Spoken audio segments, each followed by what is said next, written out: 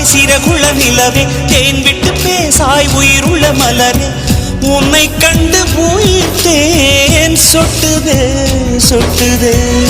வெள்ளி மலரே வெள்ளி மலரே